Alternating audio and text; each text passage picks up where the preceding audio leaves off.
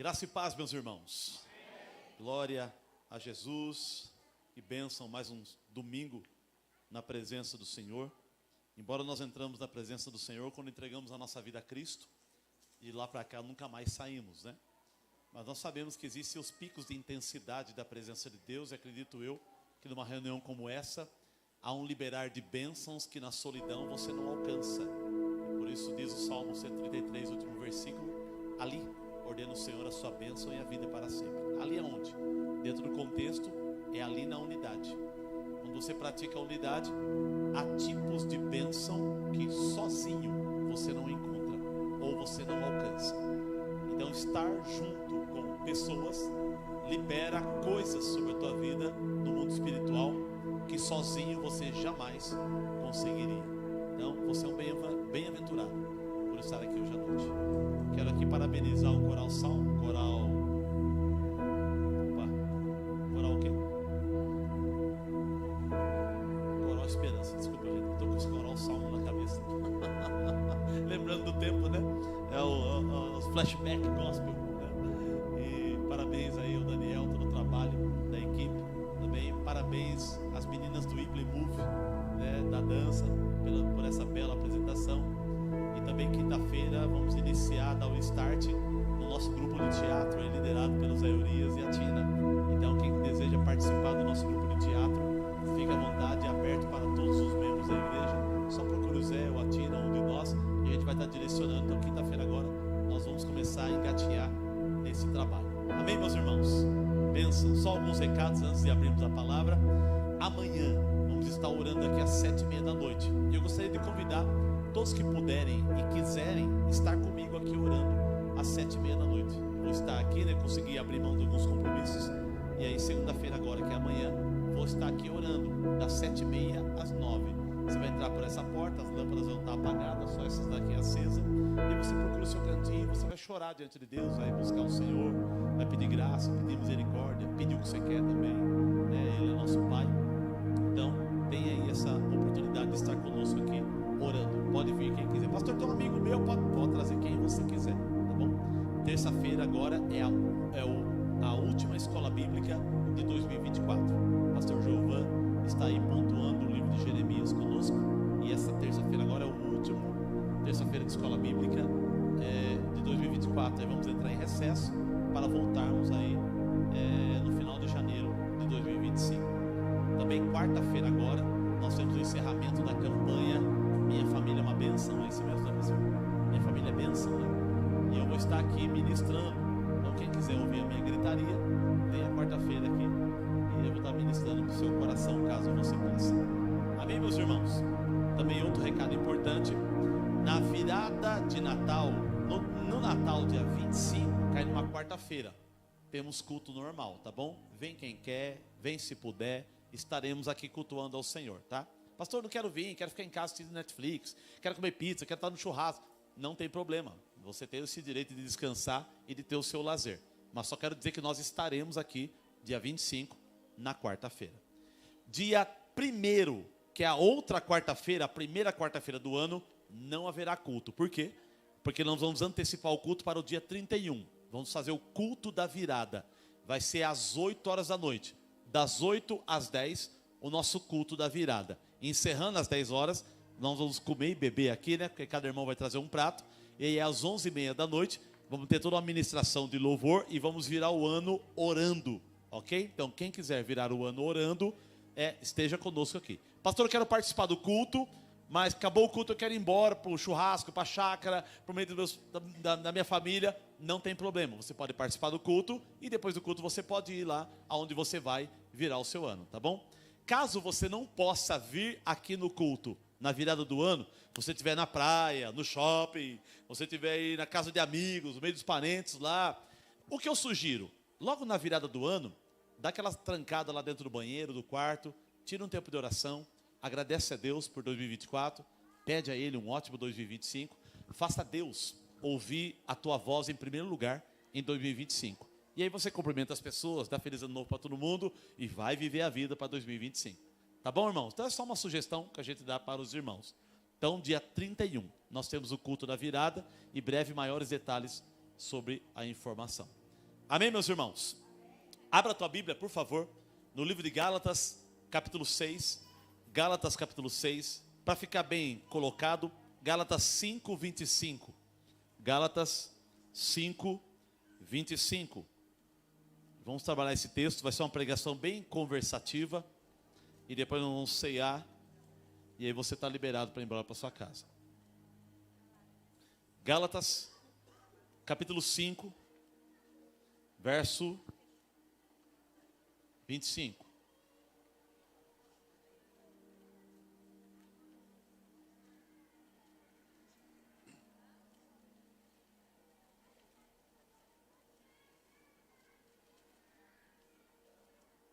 Quem achou, diga amém. Quem não achou, diga escola bíblica. Ou misericórdia. Os mais relaxados aí, pastor, tem que ter vergonha na cara. Cutucando já, né? Pode. Gálatas 5, 25 em diante. Diz assim o texto na minha tradução. Se vivemos no Espírito, andemos também no Espírito. Não nos deixemos possuir de vanglória, provocando uns aos outros, tendo inveja uns dos outros.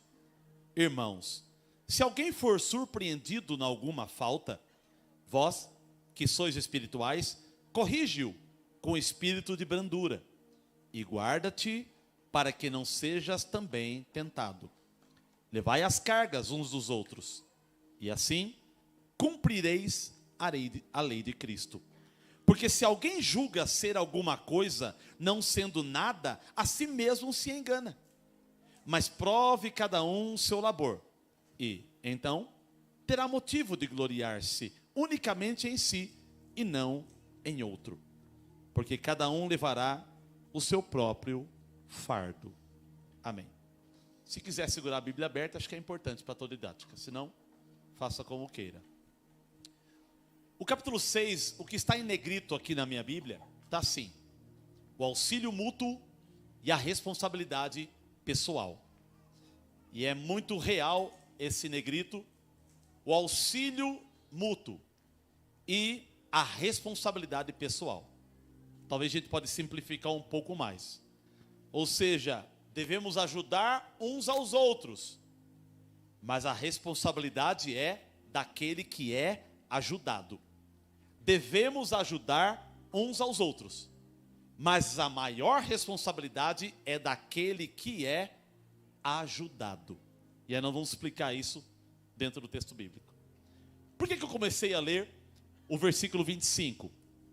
Porque a Bíblia original, ou os primeiros pergaminhos, não eram divididos em capítulos e versículos. Então o livro de Gálatas é uma pancada só do capítulo 1 ao 6, uma cartona geral, onde os assuntos, né, vão aí entrelaçados entre eles. Porém, há essa divisão de capítulos e versículos para facilitar a busca pelo endereço e também a compreensão nas divisões do texto, né? Então a gente usa, é um benefício para cada um de nós e nós usamos isso. Mas todo o contexto do texto, ele pode até começar dentro do versículo 16 do capítulo 5, ao qual eu não li, que vai falar que devemos andar em espírito, jamais satisfazer as concupiscências da carne, porque a carne luta contra o espírito contra a carne, para que não seja feito aquilo que é do vosso querer. E aí vai falar das obras da carne, e aí 5:22 vai falar dos frutos do espírito, que é amor, paz, alegria, bondade, benignidade, mansidão, fidelidade, domínio próprio e longanimidade. Contra essas coisas não há lei. E aí chegamos no 25, ele vai dizer assim: se vivemos o espírito, andemos também do espírito. O que é viver no espírito? Viver no espírito é ter o seu interior aceso por Cristo. Quando você entrega a sua vida a Jesus Cristo, o seu espírito se renova, o seu espírito se linka com o Espírito de Deus, e você passa a ter relacionamento com Deus. Você tem vida de Deus, você tem Zoe, que é vida de Deus em você, vida do Pai Celestial dentro de você. Mas Paulo está dizendo que eu não devo somente ter a vida de Deus dentro de mim, eu devo andar na vida de Deus. Não é só ter Deus no coração, é executar comportamento de Deus na terra. E o comportamento de Deus na terra é a nossa batalha e a nossa luta para nos tornar iguais a Jesus Cristo. Então Paulo está estimulando os irmãos, já que vocês vivem do Espírito, andem também do Espírito. E na mente de Paulo, dentro do contexto do texto, andar em Espírito é o desenvolvimento dos 9 como do fruto do Espírito. Lembra? Gálatas 5:22, amor, paz, alegria, bondade, benignidade, mansidão, fidelidade, domínio próprio e longanimidade. Esses 9 gomos do fruto, que é uma mexerica de 9 gomos, que é o gomo do amor, da paz, da alegria, da bondade, da benignidade, da mansidão, deve ser trabalhado em nós. E esses 9 gomos do fruto do Espírito Santo, não é só sentimento, mas ele é comportamento. Então, andar no Espírito não é andar falando em línguas, ainda que você possa e deva fazer isso. Não é andar profetizando, ainda que possa e você deve fazer isso. Mas andar no Espírito é ter o coração cheio de amor, é ter o coração cheio de paz, é ter o coração cheio de alegria, é ter o coração cheio de bondade, que é bondade, que é o ato bom, é ter o coração cheio de benignidade, que é o sentimento, a vontade de fazer coisas boas, é ter o coração cheio de mansidão, de domínio próprio, capacidade de segurar as emoções, de longanimidade, que é a mesma coisa que paciência. Ou seja, andar no Espírito é ter o desenvolvimento dos 9 gomos do fruto do Espírito, que está documentado no versículo 22. Então Paulo está dizendo, já que nós vivemos do Espírito, que possamos também andar em amor, em paz, em alegria, em bondade, benignidade, mansidão, fidelidade, domínio próprio e longanimidade. Porque contra essas coisas não há regra, não há lei. Ninguém pode colocar uma lei. Meu irmão, o STF nunca pode colocar uma cláusula numa nova Constituição dizendo, é proibido amar. Não, não tem como. Não dá para bloquear o amor. Nunca, nenhum lugar do mundo, ninguém pode criar uma lei, é proibido ter paz. Não, isso é de fora o íntimo de cada um. Ninguém pode dizer assim, é proibido ser benigno ou bondoso. Não, ou seja, contra essas coisas não há lei. A lei pode atingir a esfera da prática física, mas jamais consegue atingir os níveis do Espírito. Andar no Espírito, ou andar no fruto do Espírito, está além de qualquer lei terrena, de qualquer ortodoxia, de qualquer estrutura religiosa, de qualquer regimento interno ou externo, de qualquer instituição no mundo. Andar no Espírito é se igualar a Cristo na terra, é lutar para tentar copiá-lo. E Paulo, ou a Bíblia, ou o próprio Deus, nunca exigirá de você uma coisa que é impossível. Por isso que Ele nos deu o Espírito Santo. Nós temos o Espírito Santo para que o impossível se torne possível, e esse possível seja praticado para que eu tenha o mesmo comportamento do nosso Senhor. Então, eu devo andar no Espírito. E aí Paulo vai continuar no versículo 26. O que eu devo? Versículo 25. O que eu não devo? Versículo 26. Não nos deixemos possuir de vanglória. O que é vanglória? É uma glória à toa. É você se gabar de uma coisa que não é mérito seu. É você achar que você é o bambambam numa coisa que você não pôs a mão e não se desgastou para fazer. Isso é vanglória. É você chamar para você a moral de uma moral que você não tem. Isso é vanglória. Então Paulo está dizendo, não vos deixemos possuir de uma glória vã, de uma glória à toa. Ou seja, para de se gloriar de uma coisa que você não tem o peso sobre ela. E aí ele vai dizer mais, provocando uns aos outros. O que é provocação? Eu puxei aqui, no Google. Olha a provocação, a interpretação do Google. Ato ou efeito de, com palavras ou atos, forçar alguém a uma luta, a uma briga ou a uma discussão. É um desafio reto ou rato. É você cutucar alguém para criar batalha contra ela. É a sua argumentação ofender alguém. Paulo está dizendo, não provoquem um ao outro. Não deixa a sua fala cutucar a vida do outro. Não deixa a sua argumentação irritar a outra pessoa. Ah, irmãos, como nós precisamos aprender isso. O que você fala tem trazido paz ou irritação no coração das pessoas? E aí uma versão jeffersoniana minha: gente que gosta de te provocar, sai de perto dela. Gente que gosta de te alfinetar, se afaste dessas pessoas. Gente que gosta de tirar a sua paz ou o seu equilíbrio emocional, você deve se afastar desse tipo de pessoa, porque essas pessoas traz ranço no seu coração, traz veneno na tua alma. Toda pessoa que libera com a sua palavra, uma palavra que te cutuca ou te provoca no seu interior, você deve criar um afastamento sobre ela. Pastor, eu estou fazendo acepção de pessoas? Não. Eu estou fazendo acepção de atitudes. Eu amo a pessoa, mas pela atitude dela, não dá para caminhar junto. Amós 3:3 vai dizer: andarão os dois juntos, se estiverem de acordo? Não tem como. Uma certa vez, Abraão, que amava muito o seu sobrinho chamado Ló, os dois prosperaram muito, mas eles chegaram numa terra em que não havia pasto suficiente para os dois rebanhos. Diz a Bíblia que os pastores de Ló começaram a brigar com os pastores de Abraão. E Abraão, então, querendo solucionar, porque gostava muito de Ló e não queria ter um rompimento de relacionamento, então ele deu a gentileza de Ló escolher para que lado ele queria ir. Se você for para a direita, eu vou para a esquerda. Se for para a esquerda, eu vou para a direita. Escolhe aonde você quer ir, porque nós somos, amigos chegados. Você é meu sobrinho querido e eu não quero ter confusão com você. E se a gente andar junto, vai ter confusão, vai piorar. Então você para lá e eu para cá, a gente vai aprender a se amar. Se ampliar a distância, se a gente ficar um pouco mais longe, a gente consegue se dar bem. Eu tenho uma frase que anda comigo, já falei com vocês e vou repetir: é possível você ser amigo de todo mundo, mas você precisa saber qual é a distância que você se mantém dela. Tem pessoas que você deve ver só uma vez por semana. Você vê 2, dá pau. Tem pessoas que você tem que ver somente uma vez por ano. Você vê cada 6 meses, dá problema. Se entrar na esfera de intimidade um pouco maior, começa a cutucação e as provocações. Roda de família tem muito isso. Tem parentes que você tem que ver uma vez por ano, ou cada 2 anos, ou esperar um velório e casamento para você encontrar ela. Olha para a cara desse irmão e veja se ele tem cara dessa pessoa de distância. Não fala, só olha.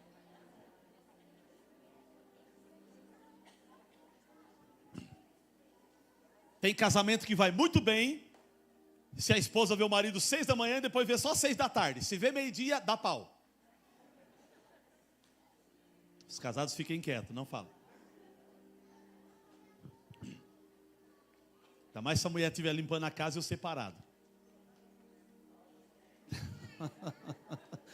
Vai pegar a vassoura.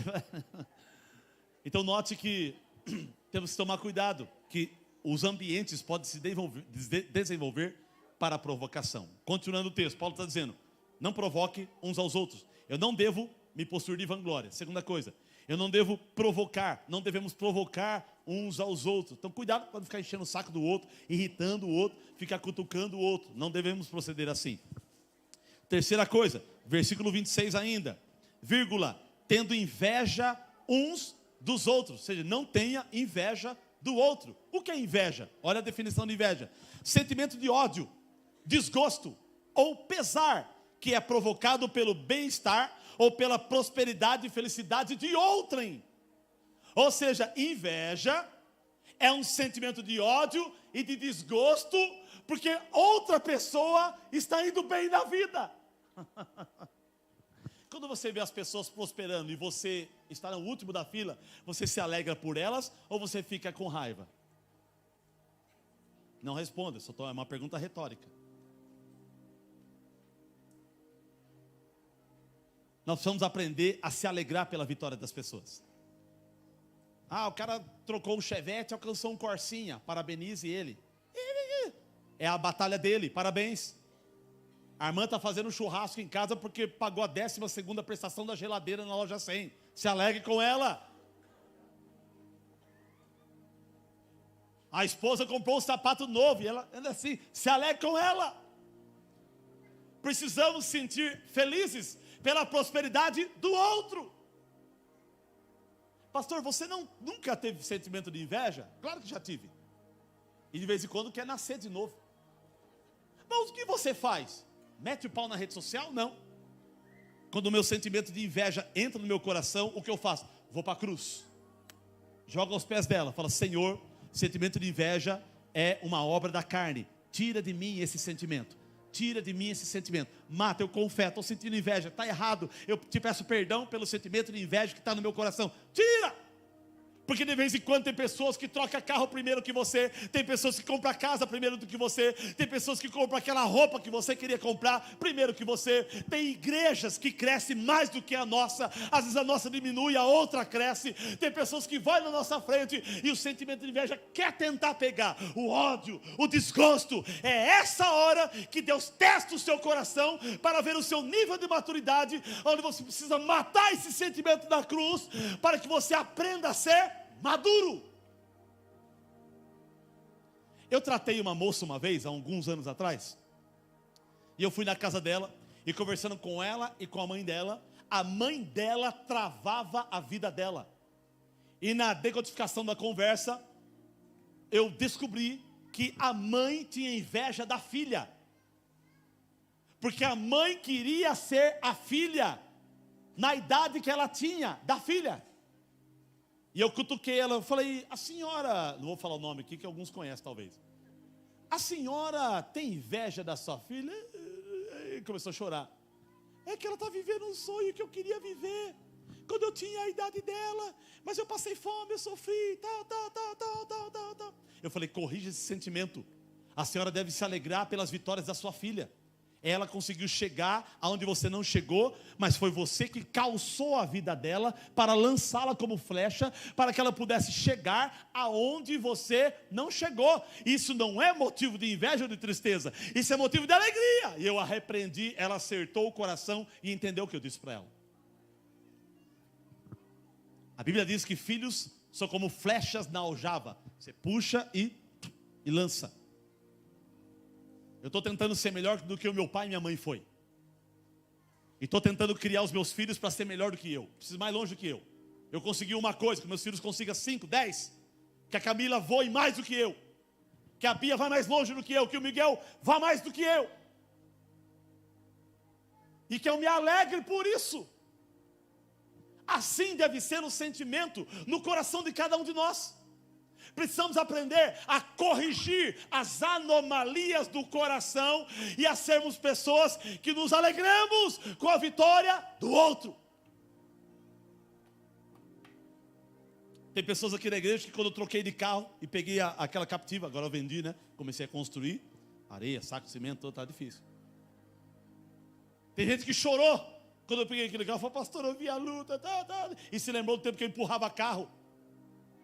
O tempo que eu andava com a Beatriz no vão da Pampa e eu trocava de marcha no vão da perna dela.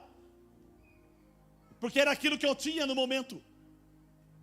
E pessoas que me assistiram nesse momento, depois viram um pouco de ascensão, se alegraram comigo. Mas também veio aquela conversinha. Ah, eu vou ser pastor também. E aí o coração, vai miserável. E a boca, Senhor, segura minha língua. Entende? Precisamos tomar cuidado com os sentimentos do nosso coração. Tome cuidado com os sentimentos do nosso coração, do seu coração. Somos igreja. Igreja é coluna e baluarte da verdade. Ninguém aqui é 100%. Toda pregação vou repetir isso. Ninguém aqui é 100%. Mas você precisa pelo menos estar tentando. Pelo menos você precisa tentar. Você precisa pelo menos lutar, batalhar, teimar, para melhorar os sentimentos do seu coração. Então Paulo está dizendo, não tenha inveja um do outro. Quando entramos no capítulo 6, glória a Deus, tem bastante tempo, vamos extrair um pouquinho algumas lições aqui. Paulo está dizendo no versículo 1 do capítulo 6, irmãos, se alguém for surpreendido em alguma falta, vós que sois espirituais, corrige-o com espírito de brandura. Irmão, se alguém for pego num deslize, num pecado, num defeito, se você enxergar, peguei o defeito do irmão, não vai colocar na rede social, não vai colocar lá no Notícia Montemor, portal Notícia, se sentindo indignado, tal pessoa, papiriri, pororó, tal, não. Os espirituais devem corrigir aqueles que erraram. Agora, quem são os espirituais? Espiritual, na minha definição, é aquele que, naquilo que ele viu o erro do outro, ele é prudente, E ele consegue ajudar o outro a se levantar com a sua argumentação. Se algum de nós for pego em algum defeito, se essa igreja aqui descobrir o meu defeito, o que você vai fazer com o meu defeito? Você vai contar para todo mundo na rede social? Você vai ser o linguarudo do diabo para potencializar o erro e criar escândalos e matar o coração de muitas pessoas? Ou você vai falar, pastor Jefferson, ó, se conserta, eu vim aqui falar com você, você está fazendo isso, a palavra diz assim, e você precisa aí se acertar no seu comportamento pessoal, porque a palavra diz isso, e você está fazendo aquilo. E fala com muita brandura, irmãos. Por que tem que falar com brandura? Porque se você falar com força, me dá raiva. Já que eu estou no defeito, então eu talvez me irrite com facilidade. E o espírito de brandura desmonta as minhas defesas de não mexa com o meu pecado. E eu acabo baixando a guarda, indo na onda do espiritual, e o espiritual me conduz a um concerto, e a minha vida cresce. Se essa igreja for formada de pessoas maduras, os erros do teu irmão que está sentado do teu lado podem ser corrigidos por você. Não precisa nem vir no meu gabinete aqui. Não precisa nem marcar a reunião comigo.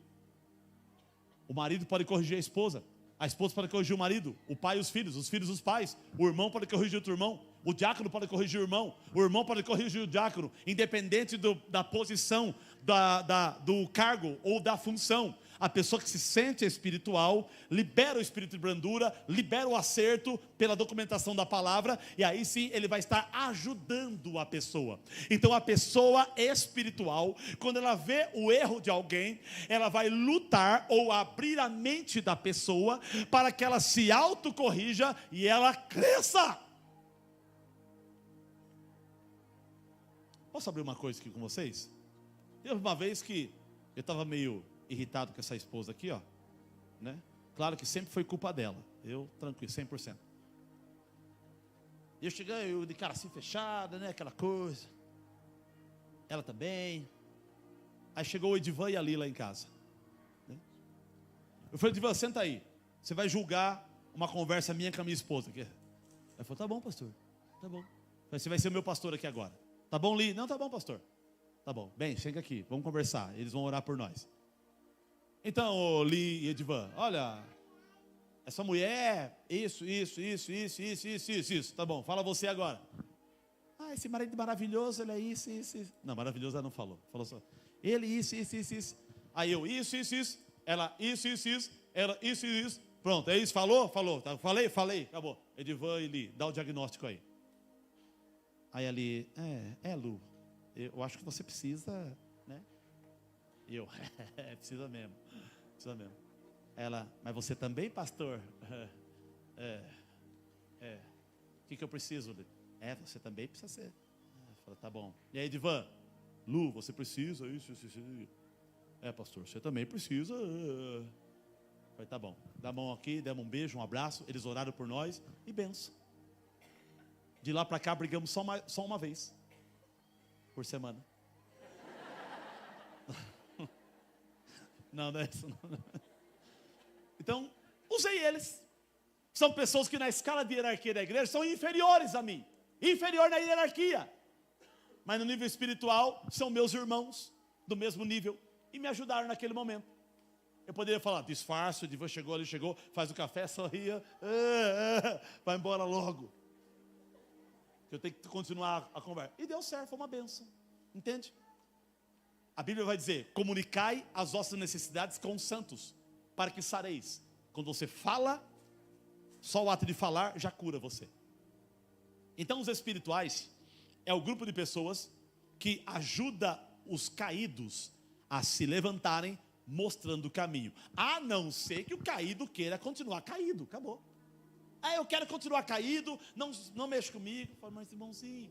Então você tem que, por isso que a Bíblia diz, repreender com o espírito de brandura. Passa a mão no irmãozinho. Irmãozinho, safado. Não, irmãozinho, amado por Deus, tranqueirinha de Jesus. Não, com brandura. Porque ele já está com o coração trancado. Então existe um jeito de se falar. E precisamos aprender esse jeito. Então, quando alguém for pego em alguma coisa, irmãos, o espírito maligno do tropeço. Pode acontecer, a nossa igreja está crescendo. Às vezes ela diminui, às vezes cresce. Nossa igreja é oscilante, como todas da cidade. Pode acontecer que da igreja crescer, e pode ter certeza, vai crescer problemas. Pastor, a igreja está com 300 pessoas, 300 problemas. Pastor, aumentamos para 320 pessoas, 320 problemas. Nossa, a igreja está vendo 500 pessoas, 500 problemas. Olha, se alguém tiver 2 problemas, vai para 1000 problemas com 500 pessoas. Então note que aumenta os problemas. Só que precisa aumentar o nível de amor, para conseguirmos suportar as pessoas com problemas.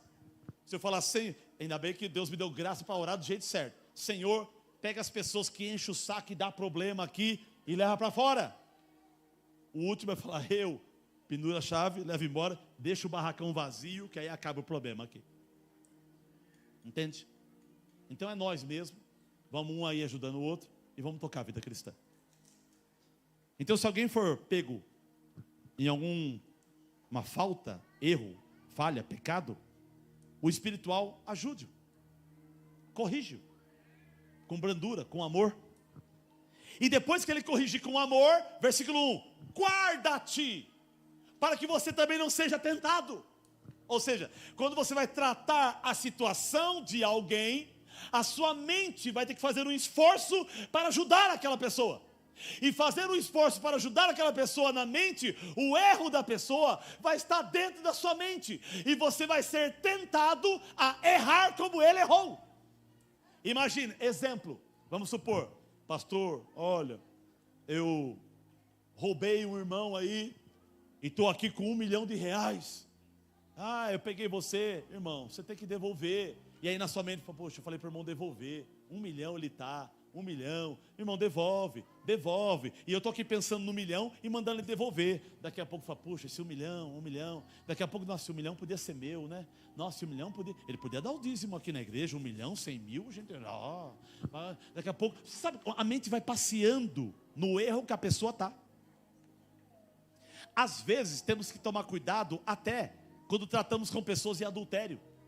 Pastor, eu errei, pequei, adulterei, tal. Daqui a pouco você está pensando e você começa a imaginar o adultério da pessoa. E daqui a pouco aquilo começa a aguçar você e o inimigo tenta plantar uma situação para fazer você também adulterar. Note que quando você trata o erro de alguém, aquele erro vai tentar renascer em você e vai tentar potencializar em você alguma coisa.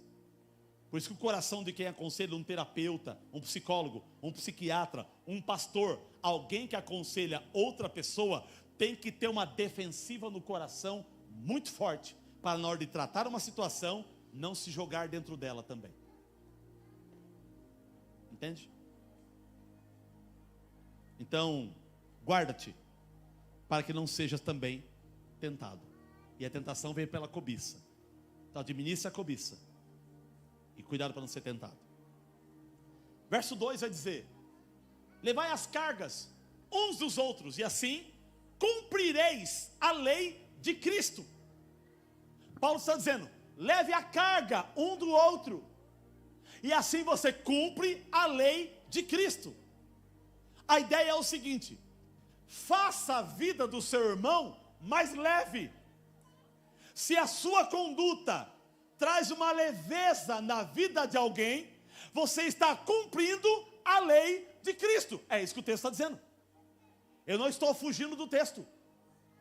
Tudo que há em mim que faz a vida do outro mais leve, isso é obediência à lei de Cristo. Simplificando a resposta, pastor, o que é a lei de Cristo? A lei de Cristo é a sua vida fazer a do outro mais leve. Por isso que o texto vai dizer, carregai as cargas um dos outros. Porque tem momento que eu estou pesado com os meus problemas. E eu preciso de alguém me ajudar com os meus problemas. 2 pessoas aqui da igreja estão com problemas financeiros graves. E 2 pessoas aqui fizeram um grupo de vaquinha para tentar ajudar uma pessoa. Estamos aí desenvolvendo. Fez um outro grupo de uma vaquinha para ajudar outra pessoa. Por quê? Porque o fardo está pesado. E precisamos tentar fazer a vida deles mais leve até eles entrarem no trilho e conseguir voar de novo.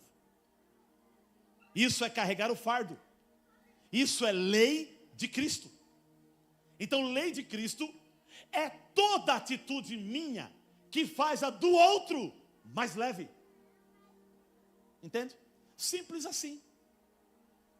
Então, se alguém me perguntar, pastor, como eu obedeço à lei de Cristo?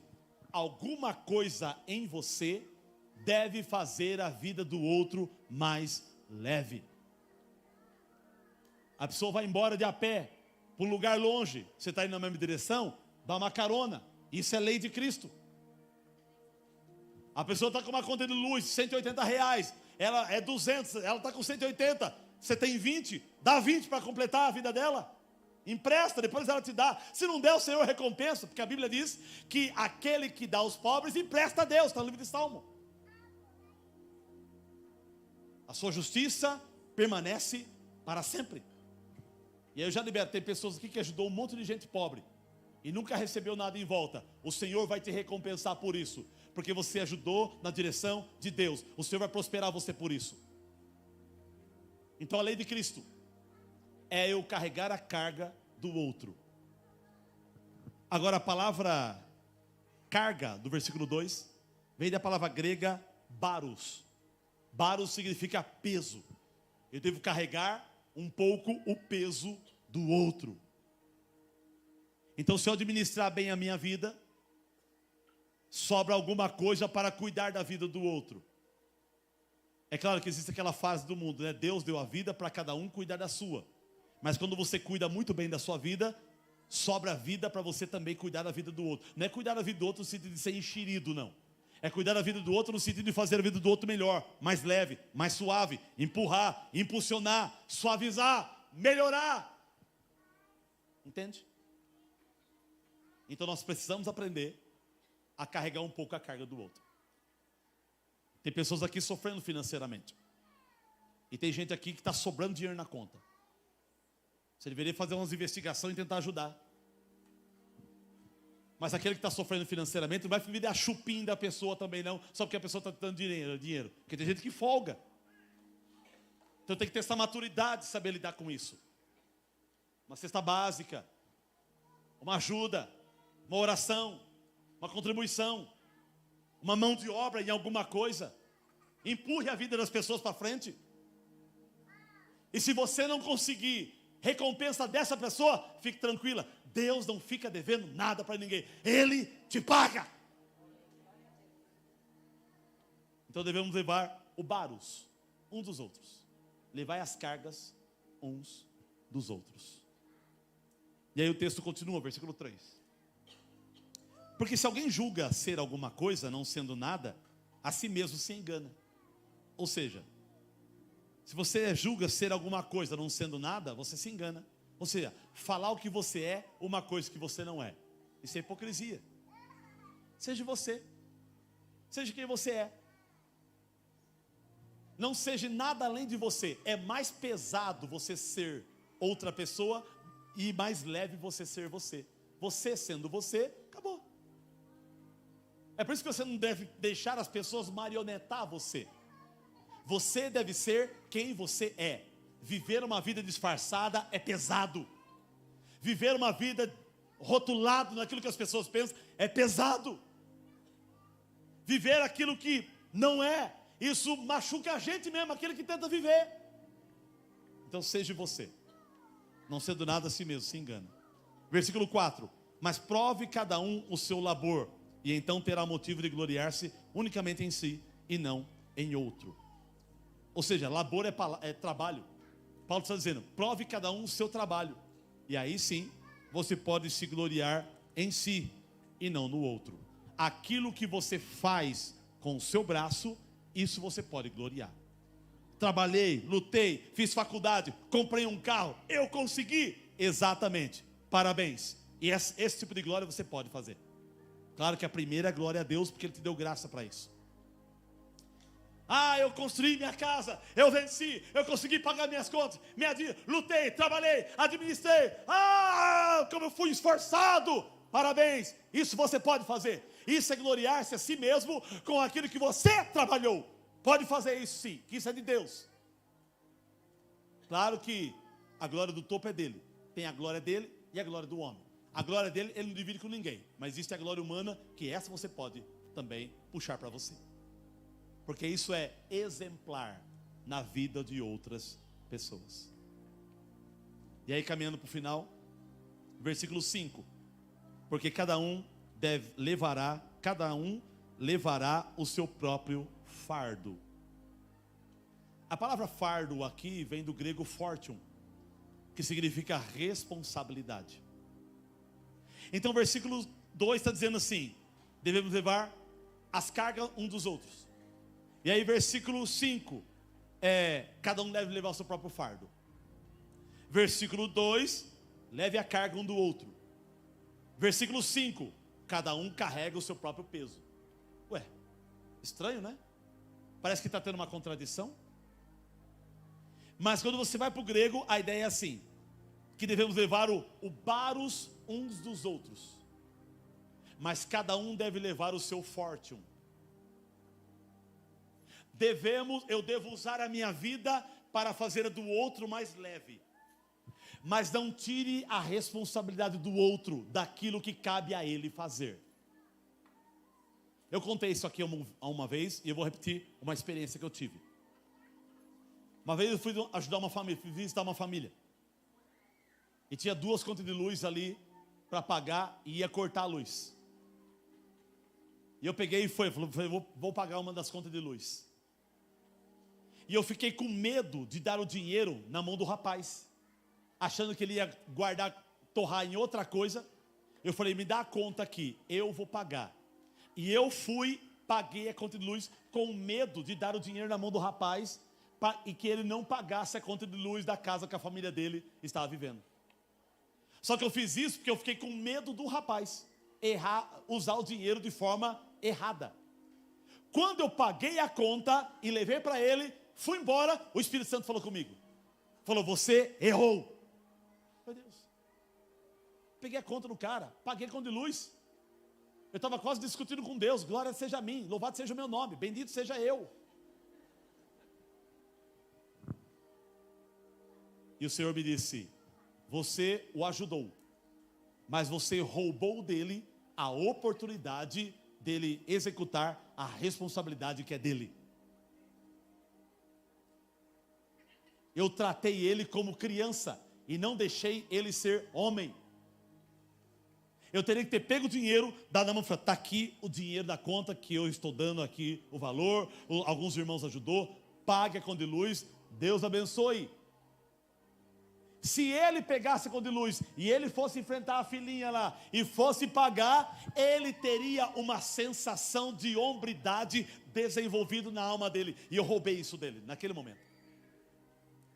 Entende? Então, o que o Senhor quer que nós façamos? Ajude as pessoas, mas não tire delas a responsabilidade que é delas. Irmãos, todo dia pessoas me procuram para resolver problemas.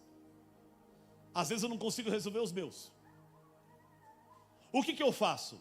Pastor, eu estou com um problema. Ótimo, abre o seu coração. Lembrando que vou te ajudar dando uma devolutiva, mas o problema não é meu, é seu. Eu ajudo qualquer pessoa com os seus problemas, mas eu não pego o problema dos outros para mim, aqui para o diabo. Eu não carrego pessoas nas minhas costas, não faço isso. Eu ajudo, eu dou direção, eu mostro caminhos, mas eu jamais carrego nas costas. Nem as minhas filhas eu carrego nas costas. Camila, pai, dá 50, tá aqui. Te pago dia 10, tá bom, dia 10. Camila, cadê o 50? Vai pagar. Já é maior de idade, e ele, tô quebrando seu galho, que eu não estou pegando dinheiro para você, para pôr dentro de casa, te compro shampoo, tal, água, luz, tal. E a criançada, né? A Bia tá batendo bonita pratada, gente. Eu acho que ela tá trabalhando com o irmão Edivar, de servente pedreiro. Brincando, Bia. E é magrinha. O metabolismo dela, acho que é um triturador. Igual o PRS da Tetra Pak, ali mói tudo. Entende? Então, ajude todo mundo. Mas não pegue o problema das pessoas para você. E se a pessoa querer pegar o problema dela e jogar em você, se esquiva, sai fora. Porque isso vai matar você. Tem pessoas morrendo pelo problema dos outros. Tem vó morrendo porque os filhos estão jogando os seus filhos na mão da vó. Vó, cuida aí! E vai. Cuida aí! E vai. Eu vou segurar para não falar algumas coisas. Vó é para brincar com os filhos.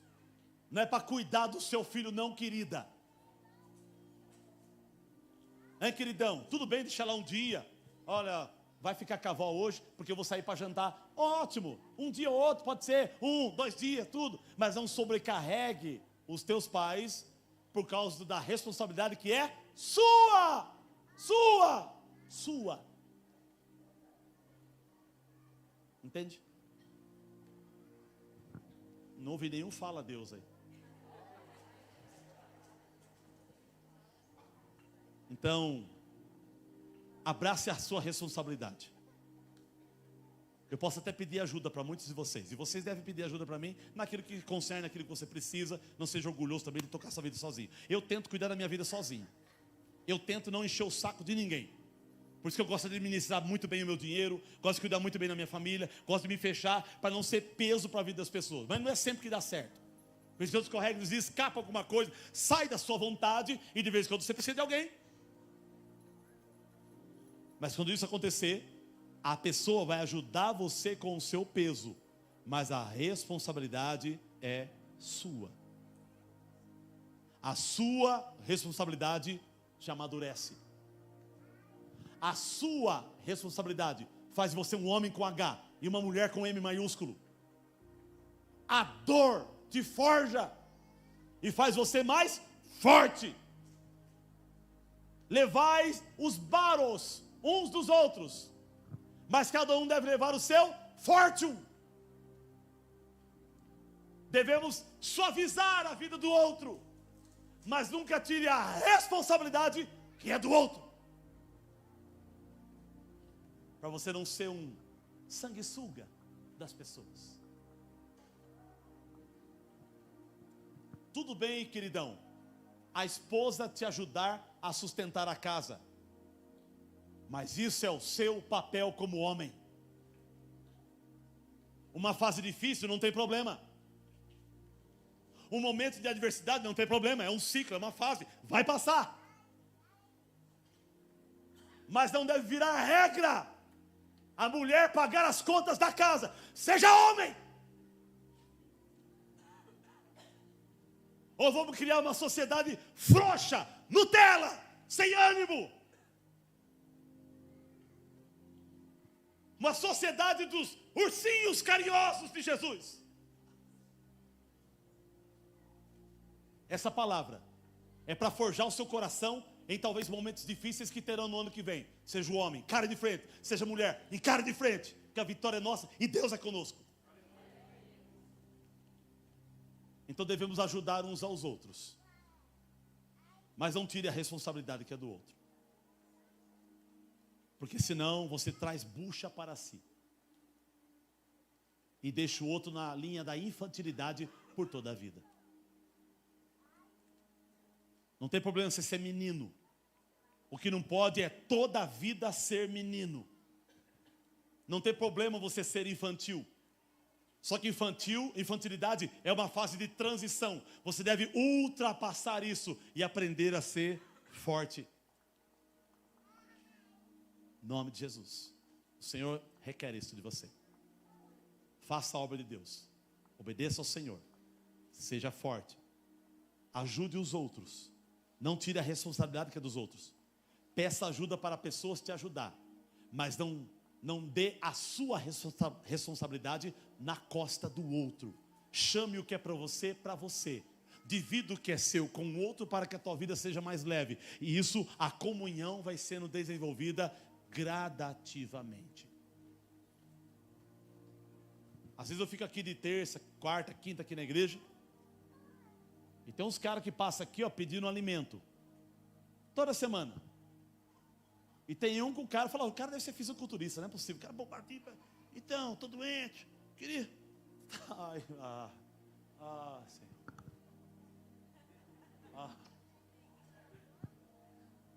Você está doente.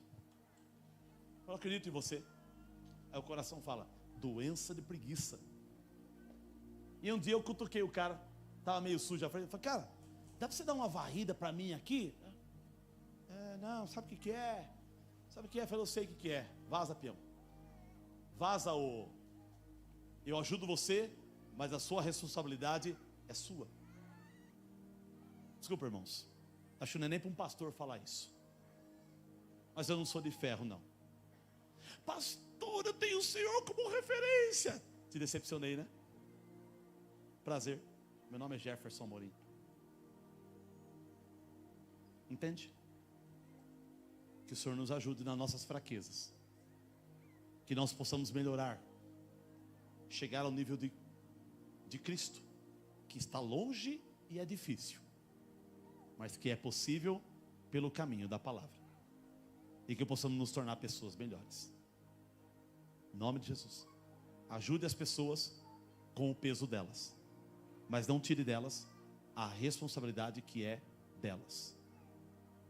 Porque aí você vai cumprir a lei de Cristo. Tem gente aqui morrendo. Morrendo porque pegou o problema dos outros para ela. Tem pessoas aqui sufocadas. Não por causa dos problemas dela, mas porque outras pessoas jogaram as responsabilidades sobre ela, que não é sua. Você precisa soltar isso. Devolve. Lembra do Passe e Repassa, Celso Portiolli? Quem assistia aí? Eu não, eu sempre fiquei orando. É vocês que assistiam. Que o Senhor nos ajude. Vamos orar? Pode ficar sentado mesmo. Os irmãos da ceia podem se aproximar. Nós vamos orar junto.